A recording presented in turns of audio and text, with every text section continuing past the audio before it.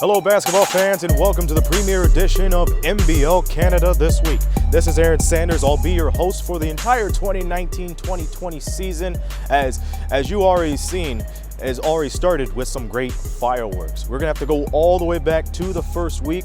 Holidays are over and now we march in to the basketball season. It all started off with the defending champions defending their title on the road against the Island Storm. Now, how did the first game of the National Basketball League of Canada schedule play out?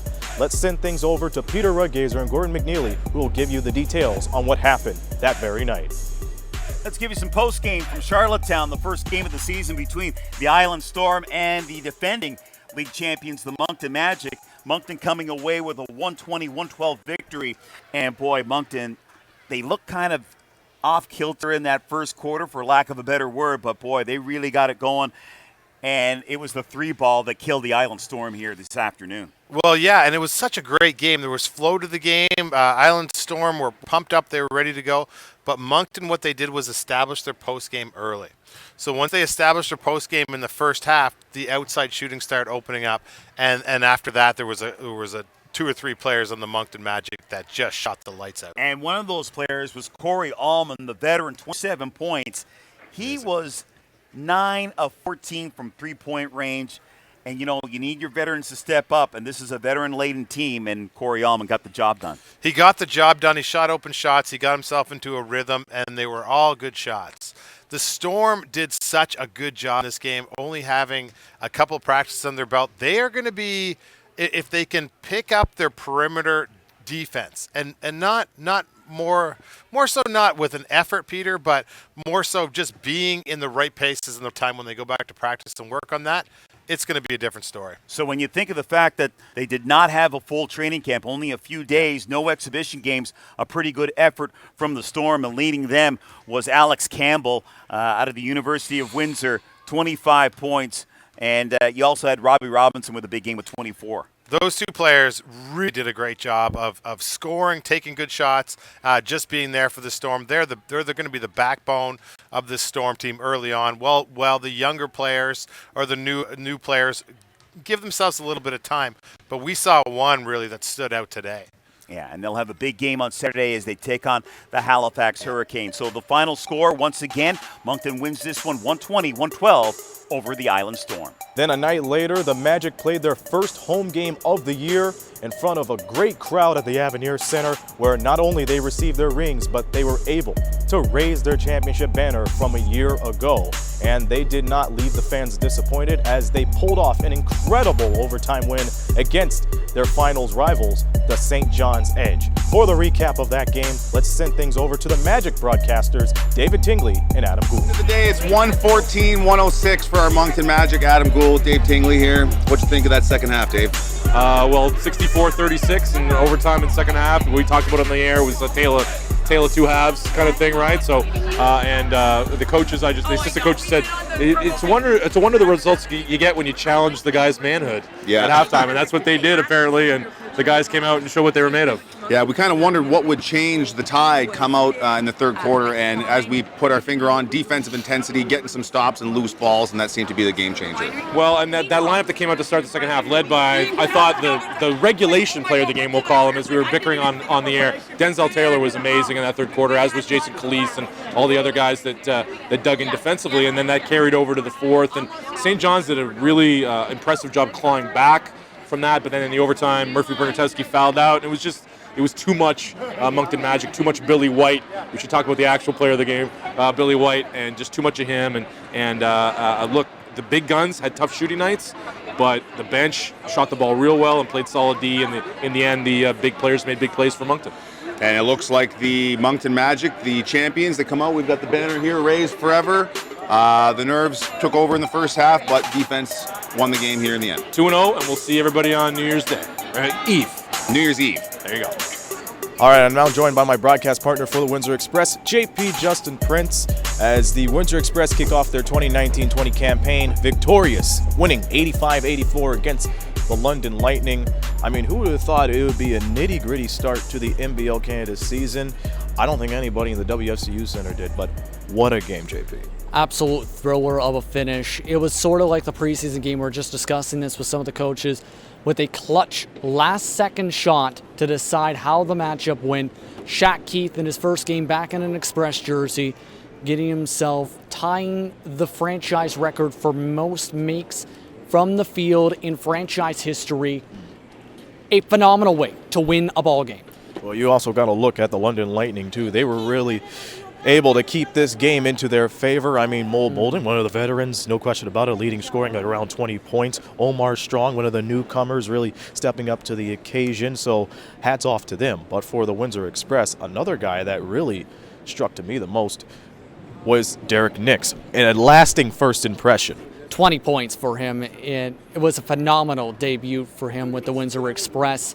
Just strong on the glass, some big-time steals, ended up forcing a few great turnovers that changed the momentum of the game in the third quarter, and in turn set up the Express for that thrilling fourth quarter finish. Without him, the Express don't win this game, I don't think. Absolutely. Express were down 10 at halftime, but they were able to turn things around in the second half. Now they look forward. A couple of nights from now, the 401 rivalry will continue over at Budweiser Gardens in London. So the 401 rivalry continues for at least the first two games for the Express for this season.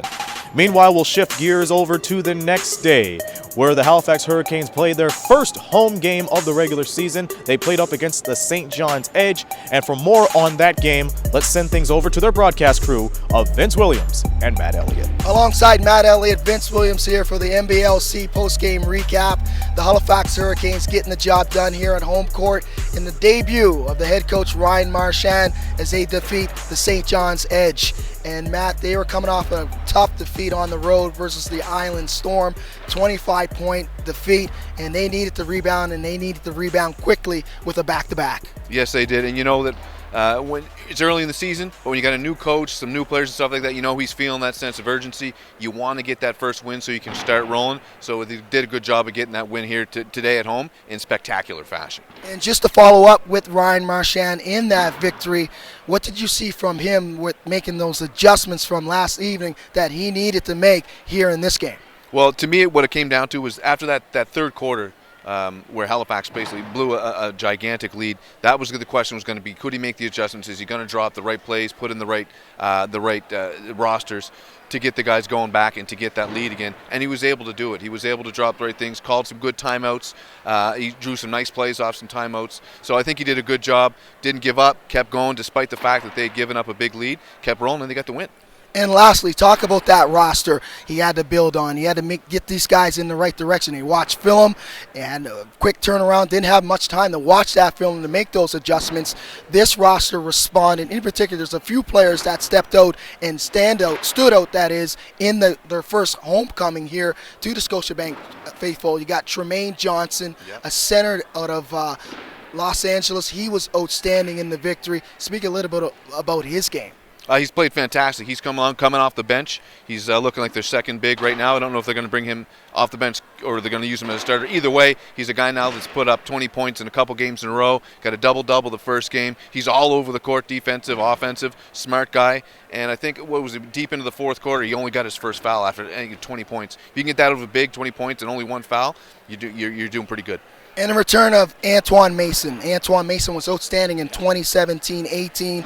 He was all NBLC first team. He was a couple votes away from being the MVP and the best player in this league. And arguably there have been some naysayers out there that would say that he should have won the award. Sure. Struggled a little bit to find his game on the floor in field goal wise, but he got the job done down the stretch in a couple free throws down the stretch that needed to be done. Yeah, he was fantastic. He has to bang a little bit of rust off, obviously. Didn't have the best night shooting, but you got to remember he was also up against Tyron Watson almost all game, and that's a tough draw for anyone physically. So I think despite the fact he had a little bit of trouble shooting, he played the game we needed out of him, and he's only going to get better as the season progresses. And the newcomers coming to the team. The local product, a favorite, and it looked like it seemed to be a favorite from the moment he was introduced to the crowd. Chris Johnson, the North Preston, Nova Scotia native, St. Bonaventure University guy that has just been outstanding since he's been playing in this league. Now coming over from the defunct Cape Breton Highlanders. he was outstanding, and he dropped a big, very important 3 down the stretch in the fourth quarter. Yeah, he was huge down the fourth quarter. Like you mentioned, that 3 wasn't the dagger, but it was what got Halifax back rolling, got the momentum that they needed. And Chris Johnson, I mentioned it in the broadcast, he's a guy that's going to get you 15 plus every night. He's going to get you a bunch of rebounds. He's going to play tough defense. He's just a fantastic player, and he's a stable player. He's going to get you that stability every game. So that'll do it here in Halifax, here at the Vault, for the NBLC wrap-up. For Matt Elliott, I'm Vince Williams. We'll see you next time. All right, fans, let's take a look forward into the next week of NBL Canada action. We have 3 games that are highlighted for you to watch from the week of December 30th to January 5th. The first game of the week is December 30th, where the London Lightning will play up against the Sudbury 5. It will be the 5's first home game of the season. And then you march on over to January 2nd, one of the first games of 2020, as the Island Storm travel to the Scotiabank Centre to play against the Halifax Hurricanes. And then on January 4th, it has the Kitchener-Waterloo Titans playing up against the London Lightning, a rematch of the Central semifinals, for which the KW Titans defeated the London Lightning in a grueling 5-game series. Those are the highlighted games right there. Well, that'll do it for us in this premiere edition of NBL Canada this week. Some reminders for you. Be sure to tune in to Around the NBLC with Scott Squires as he interviews some of the key figures in this league. Coaches, players, even the Deputy Commissioner, Audley Stevenson, drops by every now and then, so be sure to tune in on Around the NBLC. And be sure to catch all the action, all your games on NBLC Live, so subscribe now. That'll do it for me. This be Aaron Sanders thanking you for watching, and I'll see you next time on NBL Canada this week.